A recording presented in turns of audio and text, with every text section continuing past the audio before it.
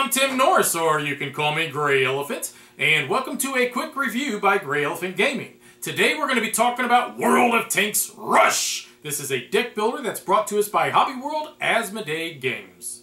I like to purchase my cards based on their special abilities. The one that I feel like makes the biggest difference is when you get to draw more cards, because let's face it, you only have 3 cards to begin with. Or there's also one that forces your opponent to discard one, which is also a big deal when there's only 3 cards. And then you have one that allows you to attack a tank or a base when your tank might not match the other countries. So that's really huge as well. And when you use the abilities, you get to put the card in a defensive position on your base, so it's not wasted. It's a win-win. The artwork in this game is pretty nifty. I mean, looking at these cards, you're really drawn into the World War II era with the way the tanks look and the uniforms. The card stock is pretty stocky. I don't really see any need to try to sleeve them, which I think is a positive there. And I was reading on the forums, and somebody was complaining, why are there French tanks in here but not British? Because we have German, American, French, and Russian. Why are the French in there? I'll have you know I did a little research on that, and I found out that the French actually had the largest tank division at the beginning of World War II. Ah, learned something there. Some of the symbols on the cards are really hard to understand because, let's face it, they're counterintuitive. I mean, an X over a base on the card means you can only use that card to attack bases. It does not mean that you can't. Why would there be an X on it? And then the gas tank shows you how much that card is worth in purchasing power, and the coin shows you how much that card costs. It really seems like it should be the opposite. The repair means that you can cull your deck, and then the biggest one that I noticed is that the graveyard has a picture of a hospital on it. Just like all the other deck builders out there, you got your starting cards and you're trying to use those to purchase better cards that are in the field. As you purchase those, you're trying to look at not only the attack and the defense value of these cards, but you want to look at the bottom of them to see what special abilities that they could grant you. Then you also want to keep track of, do they generate any income so that you can try to purchase better cards as the game continues. Now this game has 4 different nations' tanks. You have your French, American, Russian, and German. Now the trick of this game is when you go to attack your opponent, only one nation's tanks are allowed to contribute. So you don't want to spread yourself thin by purchasing, too many tanks from different nations, because you only draw 3 cards on your turn, and the chances are you will not get enough cards from the same nation in your hand to be able to attack.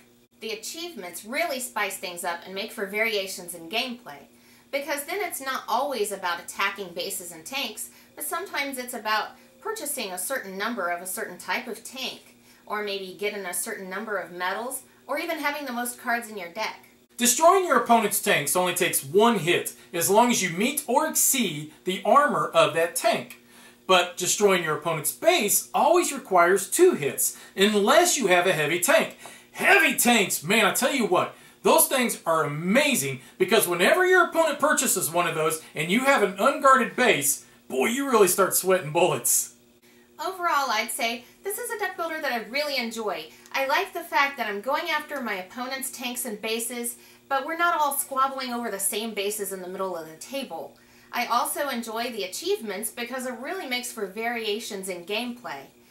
I think that it plays really smoothly, the rules aren't difficult to understand, and to tell you the truth, we've had to get rid of some of our deck builders and, cool down our collection, and this one's a keeper. I like this game, but I'll be honest, my wife and I generally like deck builders, and we've got a lot of them. But I think this one ranks up there high, and I actually compare it to Star Realms or even the DC deck builder in that it's very simple to set up, and it's pretty easy to play for the most part as well. And just like in Star Realms, how you got 4 different types of factions, this one has 4 different nations, so you can compare them very closely. But the difference is in this one, even though you might get eliminated because your 3 bases have been destroyed, you're not really eliminated in that the game comes down to whoever acquired the most medals. So even though possibly you were the one who had all 3 of your bases destroyed, you may have been destroying a lot of tanks, or you might have been going for some of the other achievements, which will grant you still the victory. This one has, I would say, a different type of a learning curve, though, in the fact that when I first started playing this game, I noticed it starts really slow. And the fact is because you're drawing only 3 cards. So the game can take a while to get moving. The problem with that is that you're not always going to have the money you need to be able to purchase tanks from the field. The first time I played this game when we were learning, I actually had to skip my first 3 rounds before I could buy a single tank. But I did come back to win that game. So there's not always a negative. Overall, yep, I enjoy the game, and I'm not sure if you will, but we do have a live play you can go and check out, which will give you more details on the game. So, until then, talk to you later. Bye-bye. Griffin Gaming, from new releases to pre-orders. Griffin Gaming. Enter in promo code GreyElephant for 5% off your order.